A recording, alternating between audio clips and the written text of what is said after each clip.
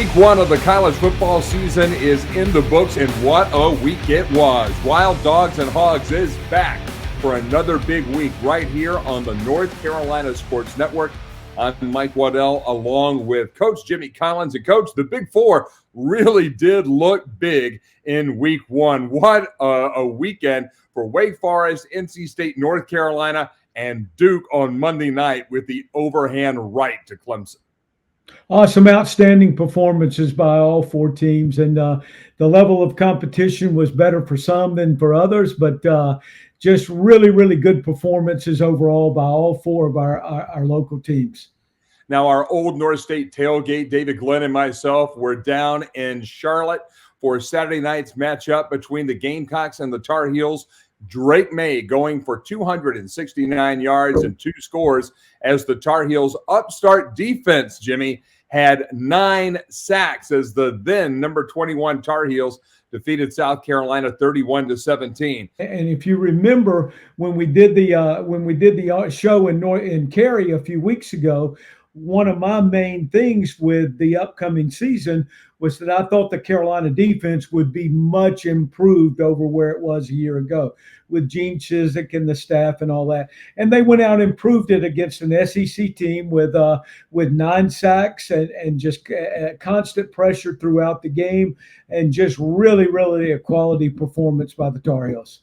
The second most sacks in Carolina history since the school began tracking that stat back in 2000. British Brooks, after a long delay in his football career, comes back, goes for over the century mark with 103 yards, and Omarion Hampton added 2 short TD runs for the Tar Heels. But that defense, again, very stout for Carolina. And when you look at the pros and cons for the light blue in this game, the Gamecocks are now off Carolina's back. Drake May, he's pretty good. The tight ends and running backs are deep and dependable. We knew the offensive line would be better, but they didn't give up a sack.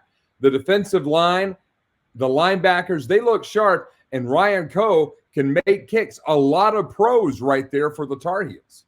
No doubt. I think the most interesting thing from the offensive side of the ball from North Carolina was that they did a nice job of using the running backs, using the tight ends, as you said, not nearly as many vertical throws as with the Phil Longo offense. They did a nice job of doing what Drake can do best, and he can make the vertical throw. We all know that, but they took him out of the run game. If you go back and you look at the stats, Drake only carried the ball 4 times. One of them was a critical 16-yard run early in the game, but they kept him out of the run game, kept him on his feet, kept him from getting knocked down during the game, and he made good quick throws to the tight ends and to the backs. But the key thing is their 2 best receivers did not even play in the game.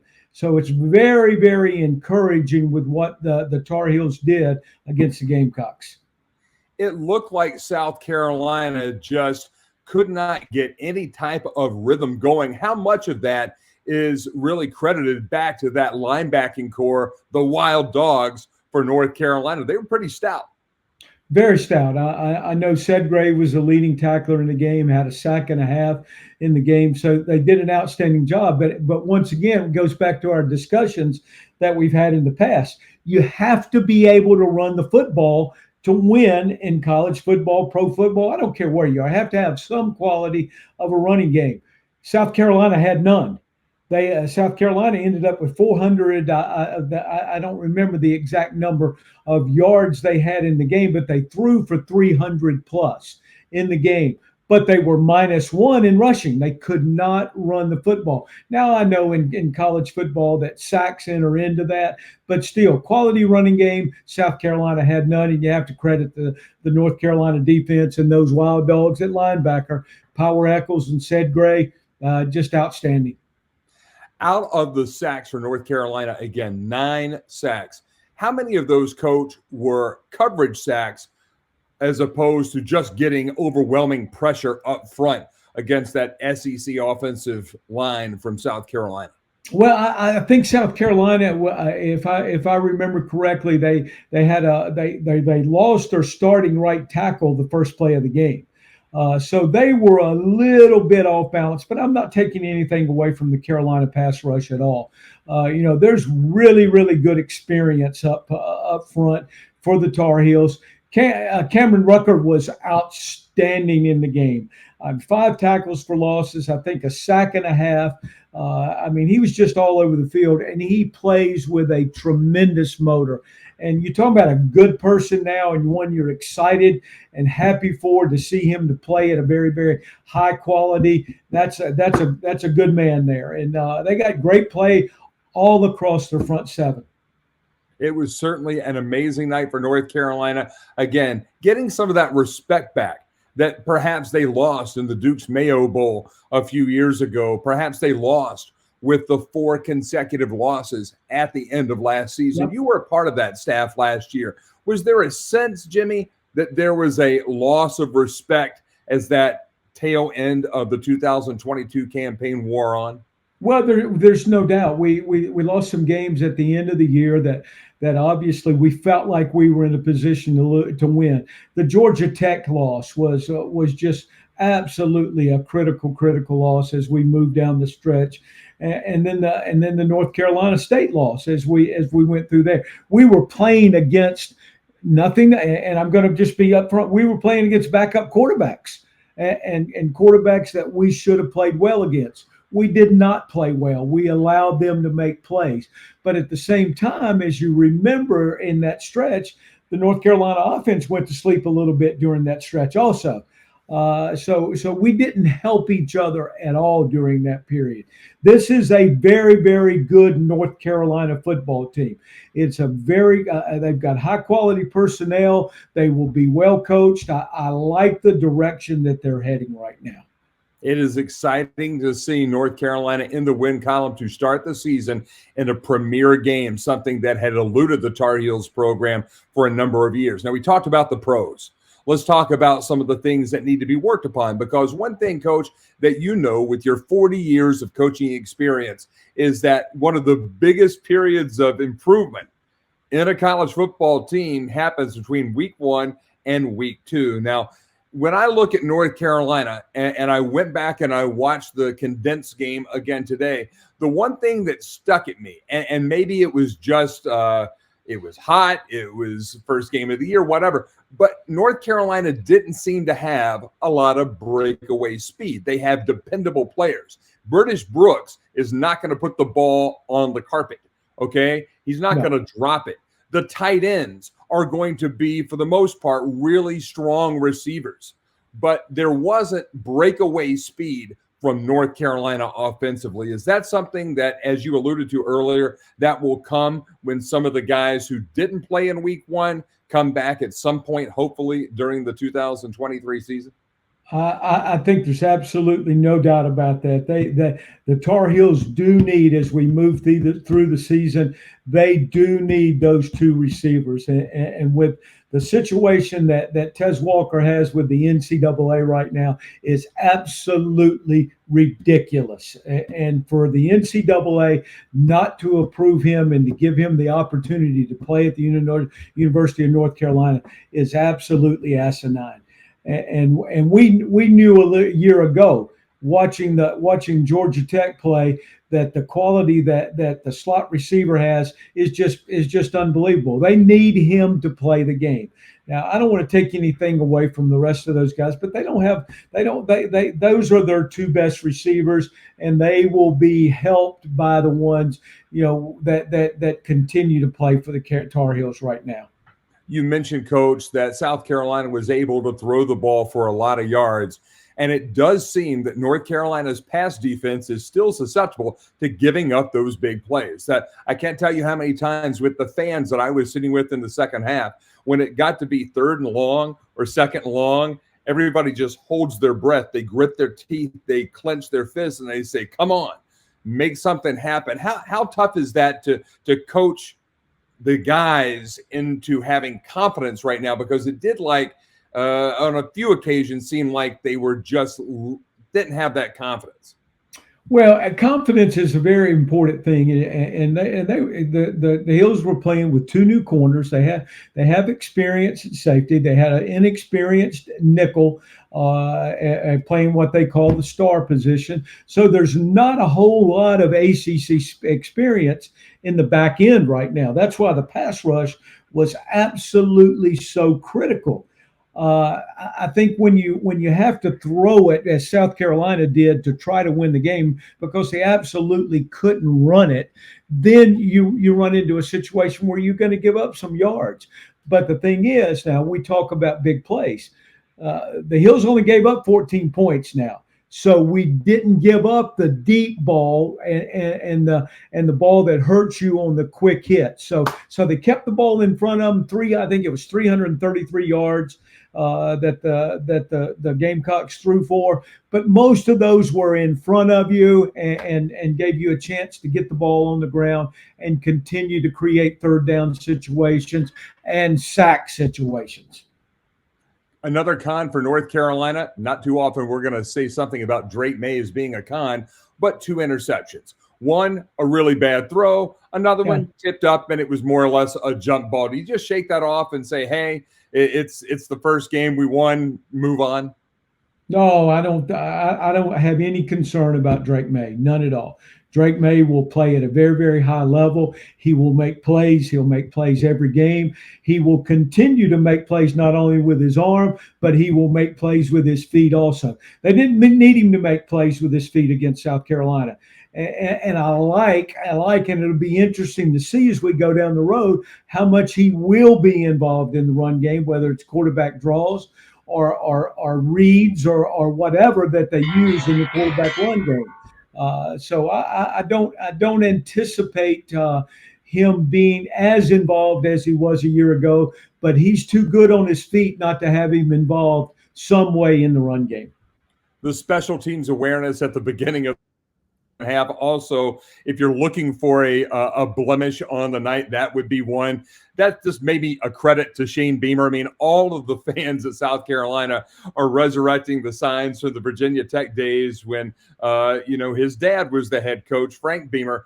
Beamer ball. They are always going to be very strong in special teams. And again, that's something that North Carolina has to be aware of. People are going to try to get something cheap on them, especially early in the season when they might be playing a lesser opponent.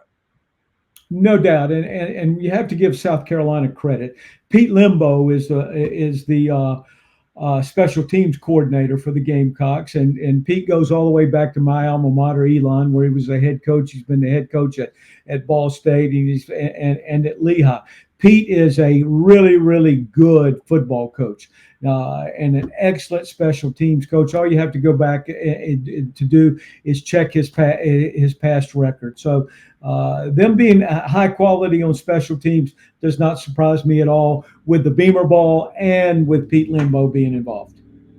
Let's move on now to Monday night. It was an incredible atmosphere at Wallace Wade Stadium. Duke and Clemson and the Blue Devils dominate the Tigers 28-7. And Jimmy, we haven't talked since Monday night. It was such a great evening for Coach Mike Elgo in the program, even going back to the 1989 team. And looking at your sweatshirt, is this a 1989 vintage ACC championship sweatshirt? It certainly is. It certainly is. I pulled it out of mothballs today just to put it on to give the Blue Devils a heads up. So I'm excited to have this. It was an exciting night for me to be back there because I had so many great years there. But I was back there with not only Coach Spurrier was there, Carl Franks was there, Rod Broadway was there, Bob Sanders was there. So 5 of us off that coaching staff of the 1989 ACC champion Blue Devils. We were all present for that game, plus a lot of players were there. Here's a quick stat for you. The last time that the Blue Devils beat a top 10 team was September the 30th, 1989, and they beat the Clemson Tigers. My man, Billy Ray. Billy Ray, exactly. And I will say this.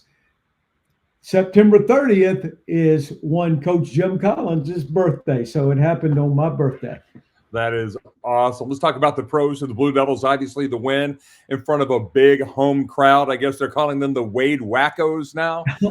That's exciting. Defense shutting out the Tigers in the third and fourth quarter. Riley Leonard, he is fast as a hiccup. Nice tackling by the Blue Devil defensive backs, and their special teams made a difference. Todd Polino, he has a foot on him. That young man's going to win some games for the Blue Devils this year. Well, I tell you, I thought it was overall an excellent game plan for the Blue Devils in both offense, defense, and special teams. Now, don't get me wrong. Now, the Clemson Tigers helped them a bunch with their kicking game, with turnovers, et cetera, as you go through. The Tigers helped them a bunch. Because the Tigers had 433 yards of offense in the game, but they only had the one score. So it's interesting now. It'll be interesting to see where this goes. But what a great crowd, what a great effort, and I thought the Blue Devils were in great condition. I thought they could have played another 3 or 4 quarters because I thought their team was very well prepared from a conditioning standpoint on a very hot night. We're going to come back in our final segment here on Wild Dogs and Hogs on the North Carolina Sports Network and talk more about that Duke-Clemson game and especially what's going on in Death Valley right now. But you look ahead at Duke's schedule, they're 1-0. They have Lafayette coming up on Saturday night, Northwestern on the 16th. On the 23rd, it's UConn that's already lost to NC State, which we're about to talk about. And then on Coach Jim Collins' Day on September 30th, the Notre Dame Fighting Irish will be in Durham for another big home game. So I tell you one thing, Duke has a great early season schedule. They could be rising up those polls pretty quick.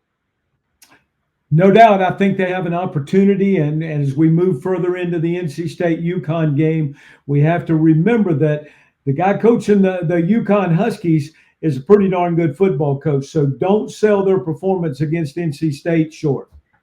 That's exactly right. That's head coach Jim Collins. He's the head coach of Wild Dogs and Hogs. I'm Mike Waddell. We're with you here tonight on the North Carolina Sports Network. And when we come back, we're going to talk to one of the true legends of North Carolina football, from the high school ranks to the college ranks and on to being a great coach. We're talking, of course, about the big man from West Stanley High School. We're talking about Rod Broadway. He'll be with us next right here on Wild Dogs and Hogs. What does it mean when people say America is a land of opportunity? It means the power to discover, To redefine yourself. to improve yourself to challenge yourself. To realize there's more in you than you ever knew. that you could do. means giving people an open field to explore what they do best. With the best tools, The best training, the best technology in the world. We bring out the best in the people who serve. So you can be all you can be.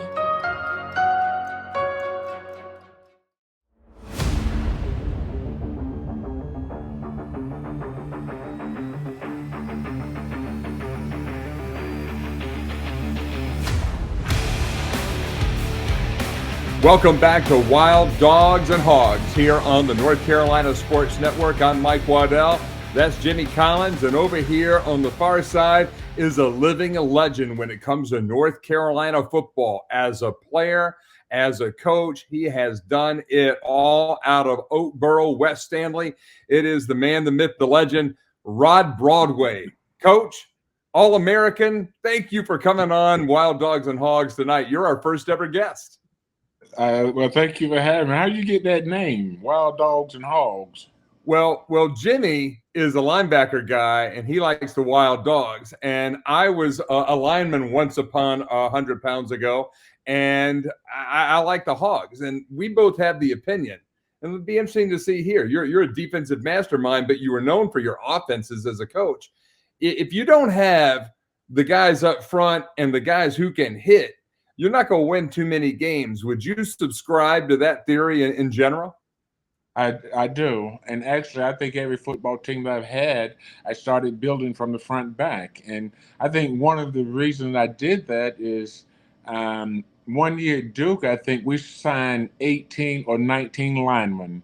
And 4 or 5 years later, it's when we won the first ACC championship in 50 years. And because we had those linemen and we developed those linemen, those guys, in 4 or 5 years, won a championship for us. And that's how I started all my football teams, started and building from up front.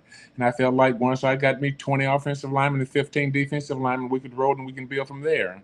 What are your best memories as a player? Before we went on the air, I told you my best memory of watching Rod Broadway play. Oh, number 70, and then your buddy on the defensive front at North Carolina, number 71, D. Hardison. Those were the teams that got me excited about playing football. And you were a part of a really fun era there with the Tar Heels with some pretty special characters on the team. You talk about the relationship amongst the guys back in the day and back in the 70s. You guys had some pretty colorful folks on that sideline. We did. And where you going with this and who you talking about? It was wide open. Yeah, oh Lord, okay. We had a lot of characters on that football team, but we had an excellent football team. We had some outstanding players. You're exactly right. You started with Charles Waddell. You started with Matt Kupek, Mike Vort, but we had just many good people, and it was a beautiful experience, actually. Now, you leave out of North Carolina and you get into coaching in 1979 down at Greenville, starting to collect your North Carolina schools where you would eventually coach. What was it like to get into coaching and to flip from being the player to being the instructor? That's truly a good question, because I saw some guys this week, Monday night, actually, we went back for a little reunion. And I saw some guys that I was coaching when I was young, and I was only 4 or 5 years older than those guys. And I was looking at those guys, I'm thinking, these guys are old men. And good thing they shapes you, doesn't it, B-Way? Hey, good thing I didn't have a mirror, because those boys talking about what coach. That was 50 years ago. But anyway, East Carolina was a beautiful experience too. It really was. Getting started down there with Coach Emery, I learned a lot of football and a lot about recruiting from Coach Emery. Actually, my first recruit ever was Tootie Robbins. My first responsibility when I got from East Carolina University was go and get Tootie Robbins back in school. Tootie Robbins was living in Bertie, North Carolina, in a little shack in a field, in a cornfield that I couldn't find. So I had to stop a bus driver and ask him eventually, how do you get to Tootie's house? And down this road, down this field. When he got Tootie, loaded him up, took him back to East Carolina. The rest is history. Ended up playing 12 years. That was the first guy I signed in football. My first responsibility was Tootie Robbins. The first of many great players under your tutelage. We're visiting with Rod Broadway, playing and coaching North Carolina football legend here on Wild Dogs and Hogs on the North Carolina Sports Network. And Coach, right after East Carolina, you were there from 1979 to 1980, just 2 seasons with the purple and gold. You make your way over to Durham. So I got to ask you were at Durham from 1981 to 1994. You coached under a lot of different coaches. But what was it like to walk into that locker room and wear the darker shade of blue after wearing the lighter shade of blue as a Tar Heel player? Hey, all that stuff is blocked away from you at that time. You just happen to have a job and just want to coach, and you want to contribute, and you want to teach, but that competitive fire does bubble up in you a little bit because you did go to school across the street. You want to beat them. So it is motivation, but you try to keep everything in perspective. It's a job. It's a job. But eventually that job turned into feelings, and you start to like the place, and you start to like the people, you start to understand that it is a beautiful place too. And there can be a lot of beautiful places with different thoughts and the way they do things. Yeah, I refer to it as this, Rod. I fall in love with the people that pay me. Yeah. It was something else. Now, Rod, you mentioned the fact that you and Jimmy both were back on Monday night at Wallace Wade Stadium to honor the 1989 ACC championship team from Duke University. Does it surprise you that team, the 1989 Blue Devils under the head ball coach Steve Spurrier, was the last team amongst North Carolina, NC State, and Duke to win an ACC championship. It's hard to believe that is so. That's truly amazing. That's 1,000 years ago, and hopefully one of them win one soon. But Lee, I think that's a long time. It's a long time ago, but Rod, you and I were almost teammates just a few years ago. Jimmy and I were teammates with the Orlando Apollos. I was the team president. Jimmy was on the staff with Coach Spurrier. And when they told me that Rod Broadway was coming, I literally started to geek out a little bit. I was running around the office. I was so excited, but then you had to have some back surgery, and you didn't end up coming down to be a part of that. But when you look back over your career, when I look at your resume, this is a guy who has maximized every opportunity he's ever taken to the limit. I mean, you've done a magnificent job. Well, I appreciate it, but you know how you do a magnificent job by getting magnificent people to play for you, and that's what it's all about. It's all about those players, man. I had some good players, and I had some good coaches. So I get a lot of the credit. But when you win, it truly does take a team, and it takes a team effort from the head coach all the way down to the guys cleaning the locker room. And everybody has a role, and it's your job as head coach to identify those roles and make sure that the person in those roles identify their roles and where they play in as far as this team is concerned. But when you win championships, a lot of people is doing a good job. When you look at your career, you've worked for some pretty amazing people. Steve Spurrier, you've sat in the same chair as one of the greatest coaches of all time, and Eddie Robinson. Who are the coaches that have made the biggest impact on you as a coach, and that you tried to take something from and then spin it into something that was even better with the Rod Broadway brand on it? You know what? When you're coaching, you're just in the moment. You're going places like Jim would tell you. We used to go down to Tampa Bay and visit with Tampa Bay. We used to go to Alabama, visit with those boys. We were everywhere trying to learn. And you take what you can from anybody. And I tell people all the time, when I first started coaching, I coached the way that I was coached until I figured out a better way to communicate and get my point across to players. And I found out who I was as a coach. Then I started evolving and teaching in my way instead of the way that I was taught. And that's what I did for so many years. I coached the way that I got coached until I figured out a different way of doing it. And I had taken pieces from a lot of different people to mold all that together to get to where I could coach my style. And it was a piece of, those visits to Alabama, those visits to Indiana, those visits to South Florida down to Tampa Bay, all those people. And of course, we coached with some outstanding coaches. Jim Collins was a heck of a football coach. Bob Sanders we had some outstanding football coaches, so even in that staff, we had people that you could learn a lot from. So it was a combination of a lot of people, man. It's not just one person. Some people are lucky to be a part of a national championship once, and those are the 1% of people who have a chance to be involved in this great game. You've been a part of 5 national championships, and you've been the head coach of 3 national championship teams at the HBCU level. That's an amazing record. What were the common denominators in those national championships? Good players.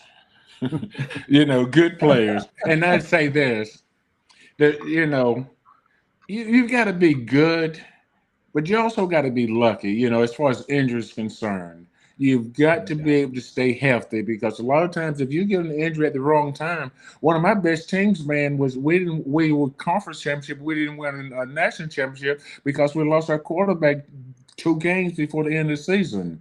And it really hurt. So it's time a lot of times to staying healthy. If you can stay healthy, you got a chance. But you got to be good also. And you also have to have a little luck in there. So it's a lot of things that goes into winning a championship. But the first one I'm gonna go with is talent. Go get you some players. I was a lot better coach when I had Johnny Rutledge and Mike Peterson and Javon Curse. Don't forget about Junkman now, Jim. Don't get Junkman. No. Mike Junkin could he could go right to the top. There's no doubt. I've had some really good ones, but we're all good coaches with really good players. Jimmy, give me your best Rod Broadway story. Oh, Lord. And now you have to remember, you know what? we were There's together a long time, so he probably has a lot of them. we were, but I'm gonna tell you an interesting story. Is we left Duke in 1990, and Rod was still coaching at Duke at that time, and we had been at Florida for 5 years. That you came in 94, right, Rod? 94, Yes. 95. 94, yes. In 94, and we'd been at Florida for a while, but we had lost a coach. We needed a D-line coach, and Coach Spurrier started looking around. And ironically, Rod had just left Duke and taken a job. How many days before we called you, Rod? 3 days. You'd been there 3 days at the University of Virginia. Yes. And we all sat down. Bob Sanders, myself, Coach Spurrier. We all said, "Well, hey, we need to just call B-Way. We need to get B-Way back with us because he fits with us. We know him. We're comfortable. He's a good coach. He handles people well." So I called Rod up. I said, "Rod, you interested in coming to the University of Florida? Now give your answer." What was your answer, Rod, right away? I'm on my way. That's exactly what you said. I'm on my way. I'll be there as quick as I can. So that's a great story that got our team back together. And you know, Mike, we did something the other night between Bob Sanders and Rod and myself and Sonny Falcone, who was a longtime strength coach at Duke. We did something. We made a phone call the other night to a gentleman by the name of Richard Bell. And Richard Bell was at South Carolina, at Arkansas, played at Arkansas for Frank Broyles, coached with Bobby Dodd at Georgia Tech. Now, you're talking history now, and we're talking about guys that have mentored us and have guided us in our careers. And we called Richard the other night. It was his 86th birthday, and we had just such a wonderful conversation with him. And I think Rod will agree with this. He was a mentor to all of us as we spent those years together at Duke University. Just a wonderful, wonderful guy. So people that have influences on your life, you're so fortunate to be with those people. Rod has influenced my life, as well as Bob and Coach Spurrier and all those people. So, we've been very, very fortunate in the careers that we've had. Hey, Jim, don't forget how about Red? Don't forget Red. How big of influence was Red in our lives? Well, you know what, and Rod is talking about Red Wilson, who was my college coach and hired Rod to come to Duke University from East Carolina. Coach Wilson's a North Carolina Hall of Famer. I mean, just a fabulous, fabulous man. Mickey Brown in there that he brought with him from Elon. Just so many quality people that we've been around. Coach Red passed away at age 92, but to that day, Coach Red remembered everybody's name. He could meet you one time. He could meet you one time and still know your name, Michael Waddell. See how I remembered yours? It's crazy you guys have mentioned that because, I worked for Coach Dean Smith from 91 to 94. I was going to go there. Had a chance to work with Coach Spurrier with the Orlando Apollos. And now you're talking about Red Wilson being the same way. It's almost like every great, supernatural coach has that uncanny mental acuity to be able to just recall so many specifics. And that's a skill. I mean, Coach Broadway, when you're recruiting, Jimmy, when you remember the names of the moms and the dads and the high school coaches and the other people that are involved in that kid's life, Rod, I think that goes back to what you're talking about. That's the relationship part of it that the great ones always seem to prioritize. And I think that's an important thing. And that's no disrespect to the coaches of a different bygone era. But the people who are doing it today, and we'll talk about, some current day coaches here in a second, they all have that ability to really connect. And I think that's so important. Let me tell you a story about Coach Smith, and I'll tell you one about Coach Red Wilson, too. I was coaching at Duke at the time, and my son was probably 3-4 years old. I don't remember exactly, but I took him down to the locker room to meet Coach Smith. and introduced him to the coach. This is my son, Kenneth, and all this. I actually worked Coach Smith basketball camp for a number of years when I was in college. But anyway, I took him down and introduced Kenneth to him, and lo and behold, a couple of years later, they came back to Duke. I took him down in the locker room. Hey, Kenneth, how you doing? Nice seeing you, so forth and so on. And Red Wilson, we would bring in 25 recruits, 50 parents, and he'll go around the room telling you everybody, mama, daddy, sister, brother, where they're from, everybody. And it is amazing what Rod says, and that's exactly right about Coach Wilson.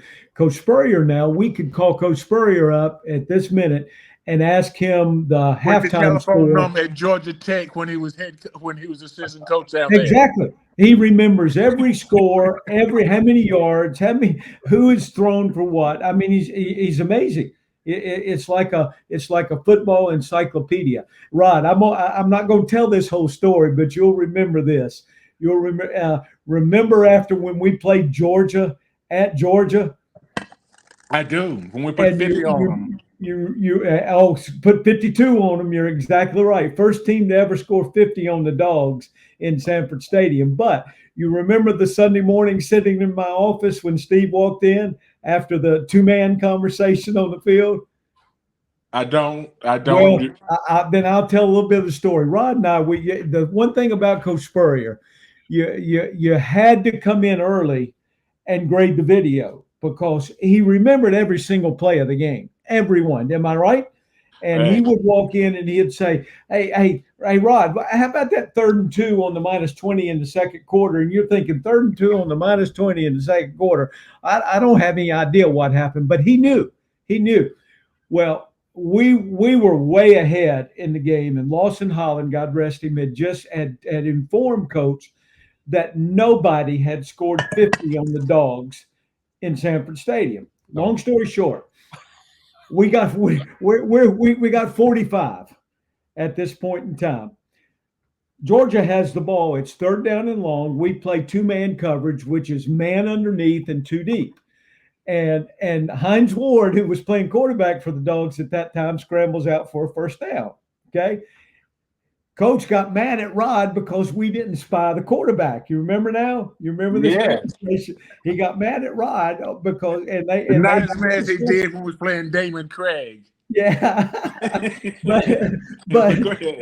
but anyway, Coach comes into the office the next morning. Rod's in my office and we're talking, and we're sitting there, and Steve says, "Hey, Rod, I don't mind you arguing with me, but just make sure you're right." Jimmy yells back at me all the time. You remember that now? I do. I remember exactly.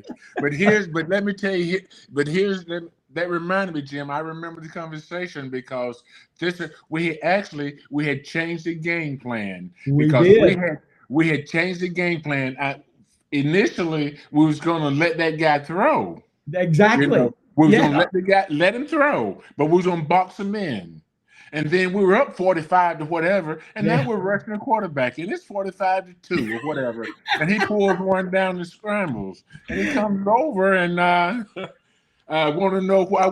Coach, we changed the game plan. We decided, we're going to go after the quarterback now instead of just, keep mirroring and keeping in front of us. We're going to put our heads back. We want him running the ball. Let him run it. But that was the conversation. I remember that one. He wanted the ball back. Coach always wanted the ball back. Jim, I remember that. Yeah, you better be right. Yeah, but you got to be right now.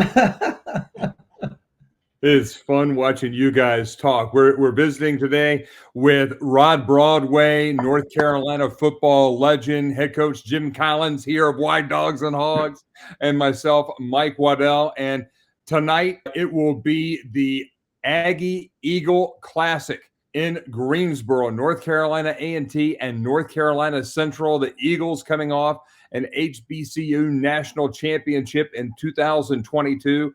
And Rod, you have the unique distinction of having been the head coach of both North Carolina A&T and North Carolina Central, with a little Grambling in the middle of that. from 2003 to 2017, you were as strong a coach in the history of HBCU football as there has ever been.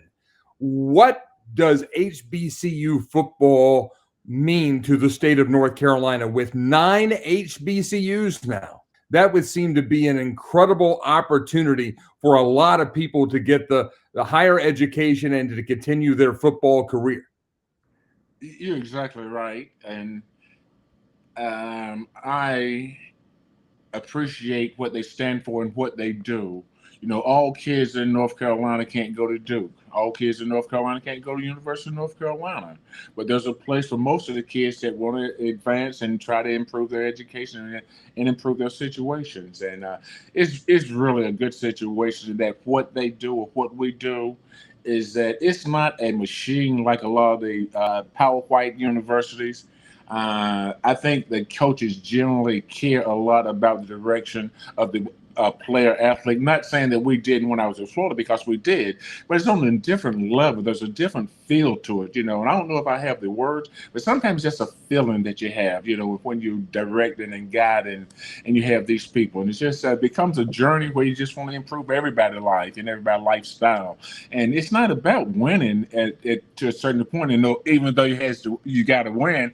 In 2003, you take over at North Carolina Central, and this is a neat transition from what you just talked about, because everybody loves you when you're winning. But your first season as a head coach, you go 4-7, but then you go over the next 3 years in North Carolina Central. This is a heck of a turnaround. 33-11 with back-to-back national championships in 2005 and 2006. Were you a better coach your fourth year or your first year, and what did you learn to make you a different coach over that 4-year period? Well, that I need to go get some more players. I keep trying to tell you. You know, the difference between winning 5 and winning 10 is players. The Jimmies and the Joes, right? Actually, it was building as we was going along and trying to build our culture and what we're trying to do and establish, you know, identity for ourselves. And, you know, we just happen to find some really good players. And, you know, I didn't have a fear of trying to go find the best players that we could find. And when I tell you we were loaded, man, we had some players. I had 4 or 5 transfers from Carolina. I had some from Duke. I had some from East Carolina. I had some from Florida. We had a Division I football team, man. We were killing people. Rod was into the transfer portal before it was ever popular. Hey, they had what they call a Division II. They had a 2-year non-participation rule. Yeah. We could go get guys that been to Alabama that hadn't played in 2 years. Guess what I did? I went and got guys that hadn't played in 2 years. You know, that's what they allowed you. So that's how we started. But, you know, finding out what worked for us and finding some players. But the difference between winning 4 and winning 10 is players. We got more players, and we built a culture, and we built a tradition, and we built the guys understood what we were trying to do and how we were trying to do it. There was no gray area with us. It was black or white, and we identified that. We stayed away from the gray, and everybody knew their role. So you leave North Carolina Central following 2006, and you go to a place that had a lot of tradition and still does, Grambling State University, and you win another national championship there. What was it like to sit in the seat and coach on the sideline of the legendary Eddie Robinson? It was unbelievable, actually. You know, that was at the mecca of black college football. You know, that was the gold standard of what everybody wanted to run their program like and to be there and to have coach at that place that guy coached, because he was unbelievable. What they did and how they did it and the time that they did it was remarkable, especially when you look at their marketing, how they marketed school, how they promoted the school at that time, and all the Hall of Fame players that they produced. It's remarkable what they did and how they marketed it with the SID office and Coach Robinson and those guys back then. And so Grambling was a unique opportunity, and had a lot of good players there too. You know, and we were fortunate there. We was able to win 8 or 9 the first year there, so we got the box running because they had good players. They had really good players. They just didn't have things lined up the right way. So then you go from Grambling and you come back home to close out your coaching career at North Carolina A&T from 2011 to 2017, including 2 national championships and a perfect 2017 season. Did it mean something a little bit extra to be able to come back and do it at home to close out your coaching career? It feels good to win wherever you are, man. And I don't know if there's a better feeling in the world, but yeah, to take a program that was as far down as A&T program had been when we took over, and Jim understands this a little bit. When we got the A&T, the first 2 years we didn't even have spring practice. The first 2 years, I think we signed 7 guys. The first 2 years we were there, we were allowed. At that time, we were allowed 63 scholarships. We had 29 people on scholarship. So we were playing with both hands tied behind our back for 2 years. And if you think I'm lying, ask Commissioner Thomas of the MEAC. We went in there, we went 5-6 that first year with 29 players. And I told them then, if they're going to get me, they better get me now because I'm getting ready to come through here. We're getting ready. We're getting ready to get busy. And I'm going to add this in. You know, when Rod took over that job, it was in terrible shape. And Rod, had they graduated anybody through the years there with? No, actually, they were getting ready to shut it down. I had to go to Indianapolis with a plan of improvement because of APR.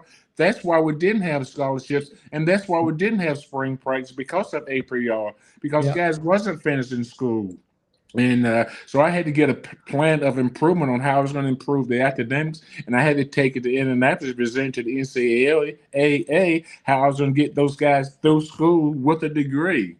And lo and behold, they said okay, and we ended up getting the program back on track. And you're talking about one of the great, not good, but one of the great coaching jobs to recover. See, I'm a Greensboro native. I know the history of A&T football and the history of A&T football prior to when it went so far down was really good, right, Rod? It had excellent history, but it had hit the depths, and for the job that he did there is absolutely unbelievable. Hey, I tell people all the time, we were so far down, I had to look up to see my feet. And I say this, and I sincerely say this, and this is no joke. I really believe rebuilding that program took probably 5 years off my coaching career because that was a grind and that was a job. Because not only was the academics screwed up, everything was completely screwed up. You know, you go 10 years where you hadn't won a game, you go 29, you lose 29 in a row. I mean, it's bad. Not only the culture is bad, everything about it is bad. And when you look around, the infrastructure is bad. You know, I'm going to Indianapolis defending and trying to get a plan of improvement on how my guys are going to finish school or how I'm going to get my guys through school. And I look up over there at the academic council who've been there for 10 years. Tell me, now what's wrong with that picture? I love Greensboro. I love that Gate City, and that's where our Old North State tailgate will be Saturday night for the Aggie Eagle Classic. Do you have any great memories of the Aggie Eagle Classic that you can share here and not offend one of the two sides that you coached for? Actually, the one memory that sticks out in my mind is one that we lost. One of my favorite plays that I used for 20 years is we call it flip. And it was 4th and goal on the 1. We got a chance to win the ball game. And our backside guard didn't turn out, and he let the 3 technique penetrate and tackle the quarterback before he could reverse out and flip the ball to the running back, and he would have walked in the end zone. That's the one thing that sticks out, you know, losing that game that way. The other thing, I lost one when I was at North Carolina Central as head coach. We have the game won. We're getting ready. We're kneeling on the ball. The quarterback takes his snap and try to score us kneel, but he don't step back. When he's kneeling, the guy pushes the center back. He fumbled the ball. They recover. We get a personal foul. They move the ball down the field 15 yards. They hit the 54-yarder and beat us. Wow. That's a game. Now, the one thing that I'm looking forward to when I go to the Aggie Eagle Classic is just to be out there for pregame, to take in the entire experience. And I have to ask you, though, as a former athletic administrator, and you've been the head coach at both schools, you get really tied into the alumni when you're the head coach at North Carolina Central, and then you come back and you're on the other side of that.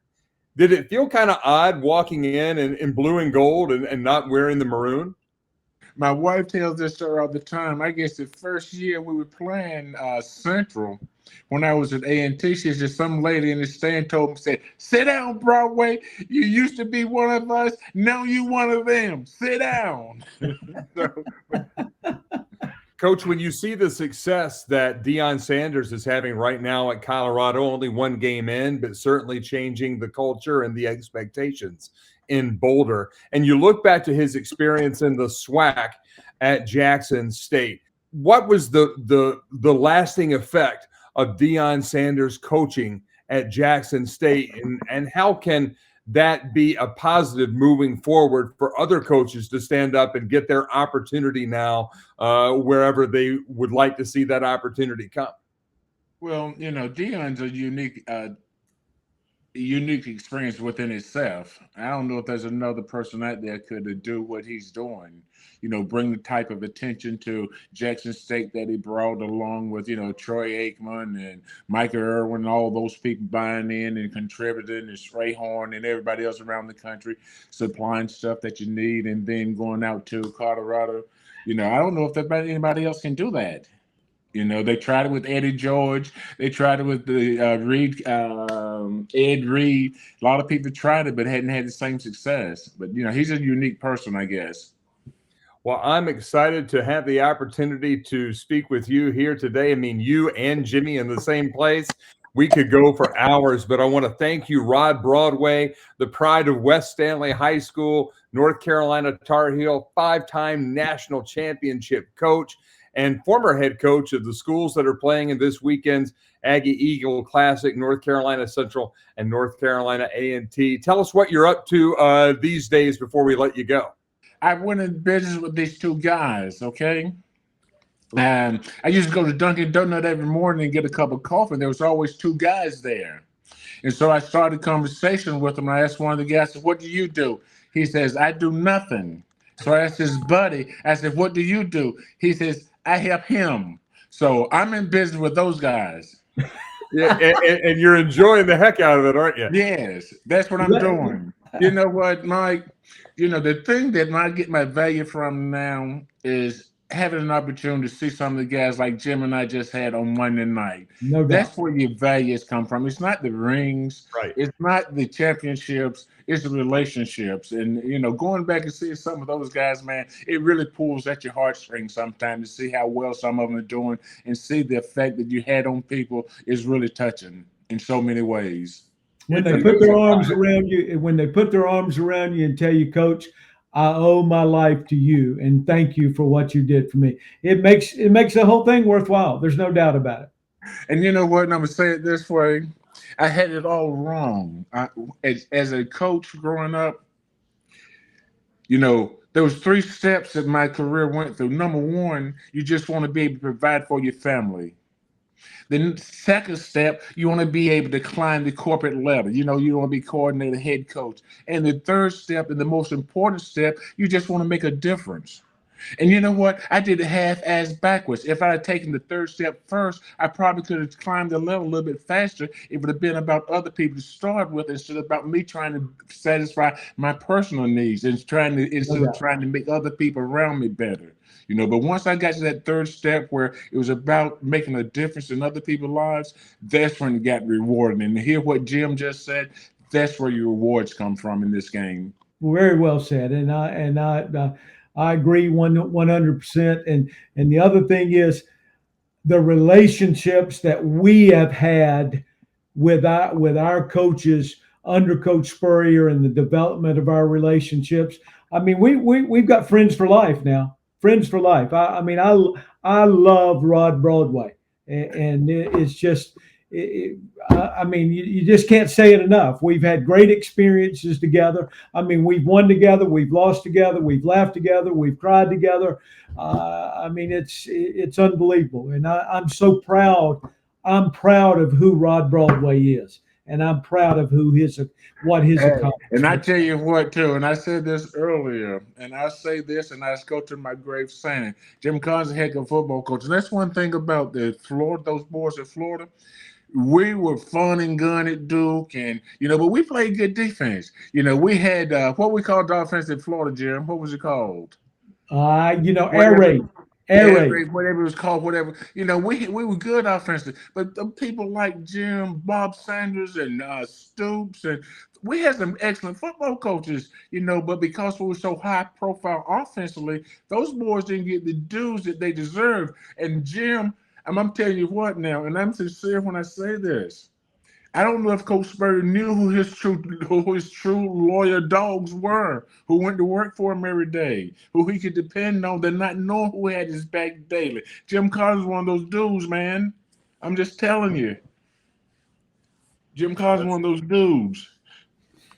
It's amazing listening to the two of you guys talk. Jim Collins and the living North Carolina football legend, coaching, playing, and influencing so many people's lives. Rod Broadway, thank you very much for coming on the North Carolina Sports Network. And just anytime you want to come back here, you don't have to do nothing. You can just come right back here to Wild Dogs and Hogs and join us anytime you want. Hey, Mike, that's what I do best is nothing, man. And my part is getting bad at it because I'm really good at it. That's great. But anytime, man, all you got to do is call. Anything I can do, just let me know. Love you, B-Way. Same here, bro.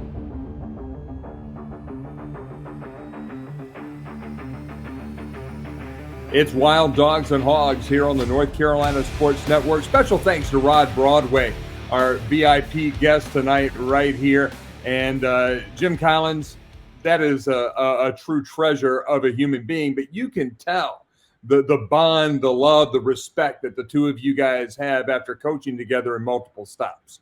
Well, we've been through so many things together, and you could trace back. We've both lost spouses in our relationship. Our children were raised together. I mean, it goes so far back, it's unreal. And there is a true love and a true appreciation of each other there. He is certainly a treasure, as are you. So let's turn the page now and go from Rod Broadway and the North Carolina and Duke wins in week one to looking at NC State and Wake Forest. They were the first two games of the weekend last Thursday night. Let's go up to Storrs, Connecticut to actually East Hartford. East Hartford, where the stadium is about an hour away from where Storrs is. So it's not near campus, and that's one of the real challenges, I think, that UConn football has. And they were a tough opponent for Dave Doran's Wolfpack in week one, a 24-14 win for the Wolfpack in the end. The Huskies jumped out on top early, 7-0, but struggled to get anything really going offensively. In the game, the pros for the Wolfpack, they get the win in a really bad place to play. It's not a good football environment. Brennan Armstrong, he's a blue-collar quarterback. He's not Drake May. He's not Riley Leonard, but you know what? He's 1-0 too. So that works. And he goes for 155 through the air and 96 on the ground. So the guy can play. And Peyton Wilson, as we knew, is a really darn good wild dog. I mean, this guy is a linebacker extreme, all-ACC performer, and he gets the pick in week one. Wolfpack looked pretty decent. Well, he could. Peyton Wilson could be a wild dog of the Serengeti and chase down lots of things. He can do those things. And don't sell the NC State offense short now. That guy running that program for the University of Connecticut Huskies now is a guy by the name Jim Mora Jr., who is a pretty darn good football coach and knows how to play defense. He was a defensive coordinator and a head coach in the NFL for a long, long time.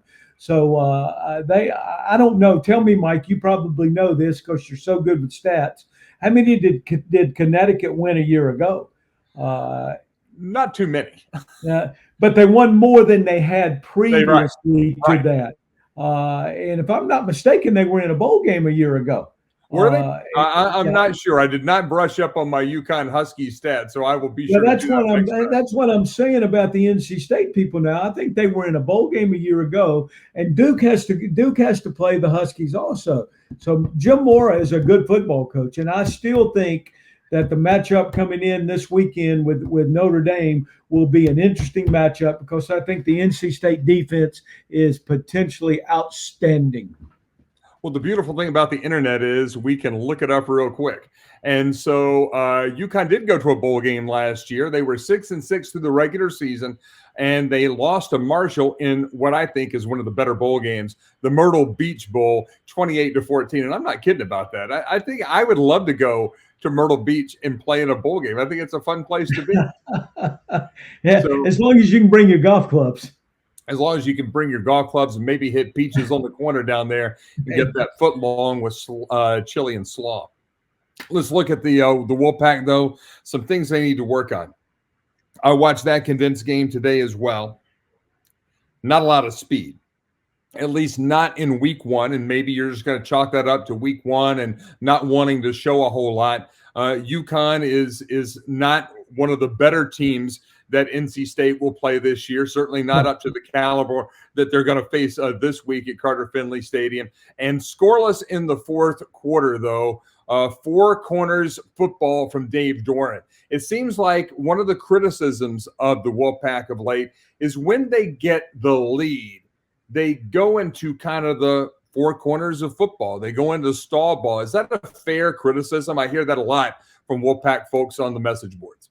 Well, you know, Mike, I think what Dave Doran does and with his staff, I think he's playing to his strength right now. And his strength of his football team is his defense. They have great speed on their defense. They have experience defensively. So when you get a lead and you have the ability to control the football and play defense and keep your defense off the field a little bit, then you have to play to your strength. And I think that's what he did. Notre Dame coming into Carter Finley this weekend. What are your thoughts on that one? They look pretty good against Navy over in Ireland.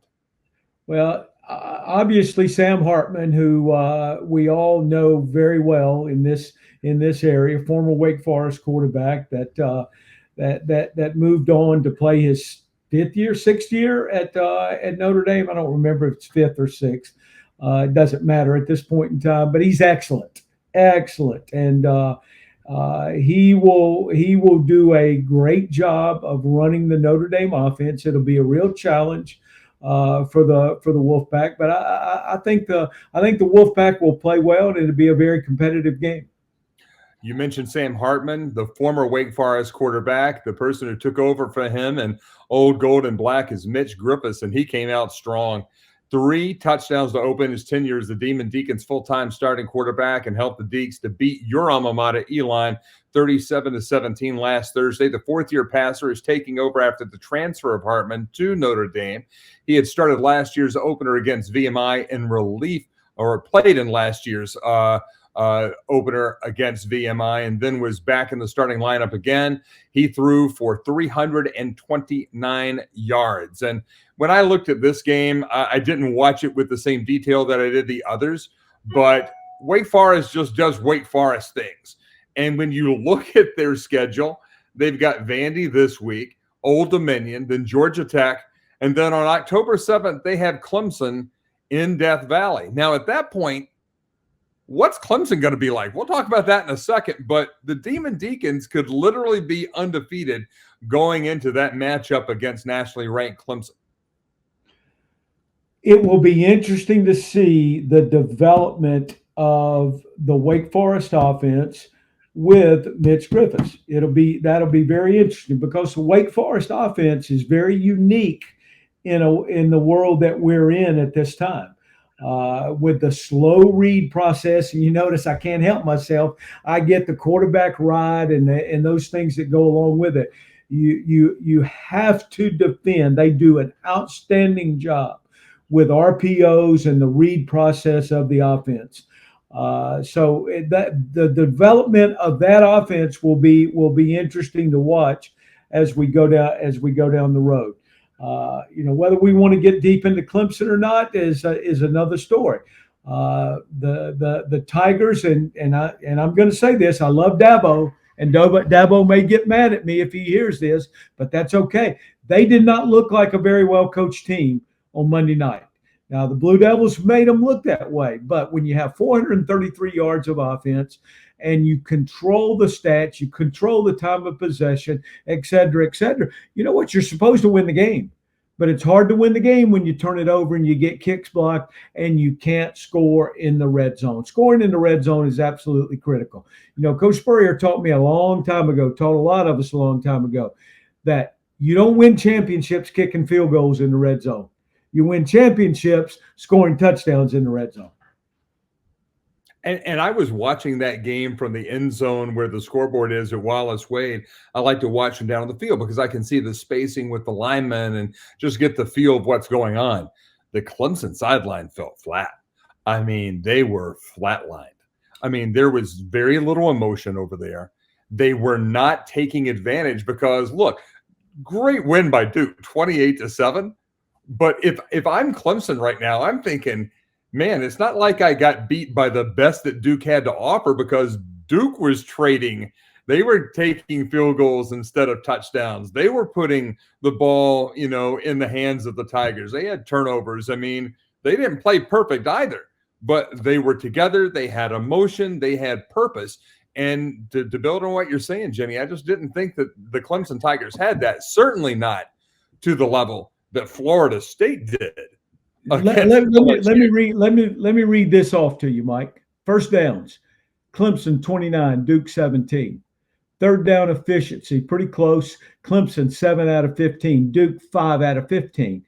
Total yards, Clemson 422, Duke 374. Rushing, pretty even, 213 to 199. Duke had the 199.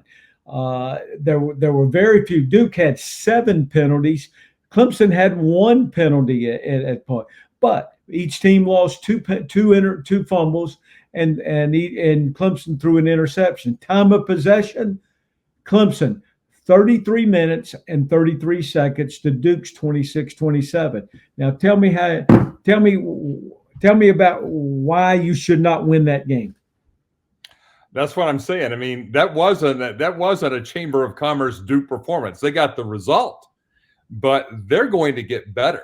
You really red zone offense. Zone offense. You have to score when you get the ball inside the 10-yard line. You cannot miss field goals. You can't get field goals blocked. You don't want to kick field goals. You got to score touchdowns, and you cannot turn it over in the red zone. Can't turn it over anywhere, but especially in the red zone. It was not a pretty night for Clemson, and it doesn't get a lot easier. They've got, 2 gimmies the next 2 weeks. Charleston Southern, the Buccaneers, are not a good football team. That's the victim this week at 2:15, that marquee kickoff time in Death Valley this weekend. And then next weekend, Florida Atlantic, the Owls come in to be the sacrificial lamb in Death Valley. But then it's Florida State. And if you're Dabo Swinney, you're sitting there on September 23rd. If you come out of there with a loss, you got 2 losses. Not only are you not in the running for the playoff anymore, you're not going to make it to Charlotte with 2 losses. I mean, it's going to be really tough for Clemson that has a pretty tough schedule as you get on. They have to play North Carolina. They have to play Duke. They have to play NC State. This is not going to be an easy season for Dabo Swinney, and he is under a lot of pressure right now because he didn't take anybody out of the portal. He hasn't hired veteran assistant coaches to replace guys like Tony Elliott and Brent Venables. And if you don't adapt to the changing landscape of college athletics, you're in trouble. And right now, Clemson doesn't have a breakout wide receiver, and they have a big question mark still at quarterback. Let me throw this out. 43 attempts, 27 completions, 4.9 yards per pass. How many balls did they throw vertically? Not very many balls thrown vertically in the game. So, vertical passing game, is it the quarterback? Is it the lack of big play receiver. I don't know. I don't know. I don't know enough about their personnel, but less than 5 yards a throw. That we'll see. Their development will be interesting, very interesting. Any other takeaways from week 1 of the college football season? It was just good to kick it off and to see where we're headed. I think, and if you look nationally now, I think one of the most appealing games and one of the best performances was probably by the Florida State Seminoles against the LSU Tigers. I was extremely impressed with what Florida State did in Orlando on Sunday night. I thought they played very well. Jordan Travis is an excellent player. They did a good job in the transfer portal with an outstanding receiver. They're extremely talented now, and they can rush the passer and they can make plays. So I think Florida State now, you have to put them up on your the top of your leaderboard at this point in time. And I think they moved up to number 4 in the polls this time.